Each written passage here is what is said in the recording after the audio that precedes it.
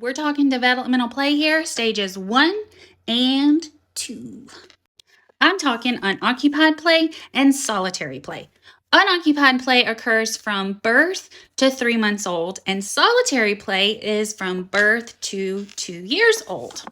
Now, I know what you're thinking. How do you play with a newborn, right? I mean, they just kind of lay there. Like, what do you do with them? And the answer is really quite simple. Whenever it comes to unoccupied play in those first 3 months, I mean, you're just going to interact with them. Like, what you do, you hold them, rock them, rub their hands, rub their feet, do all of the things. And as their grasps and their coordination skills develop, you can introduce rattles and tummy time starts. And so you're just going to introduce them to those activity mats, things that are going to inspire them to increase their movement and therefore explore their body movements and all of their surroundings. Now, this can also be said about solitary play because solitary play starts, like I said, at birth. So obviously a newborn is just going to be playing by themselves, but that solitary play also carries through into infancy and then early toddlerhood.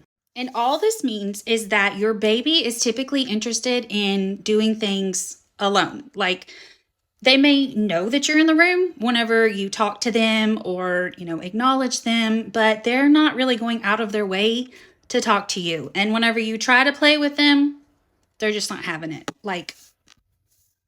And the reason for this is because it's actually building on their cognitive skills, their motor skills, and even their language skills. So what do we give them to play with? Great question. I'm glad you asked. Things that you can do for solitary play would be your baby toys, like things that you can stack, blocks, board books, books that are, interactive, sensory items, those little pop-up toys that you twist and turn and they go pop, and things that you can put in and things that you can take out. All of these things are going to be super helpful and super important. And this doesn't mean that you have to go out to the store and buy all of the things. You can also do things like cutting a hole in the top of a plastic container and putting pipe cleaners in and out. Puzzles are another good idea for this age group, especially those chunky puzzles that have the easy to pick up pieces. And, you're learning problem solving skills by having to put them back. The toys for this age group, you just want to encourage them to play. That's all you want them to do. Whatever that play looks like, you just want them to interact with the toys and you want them to have fun.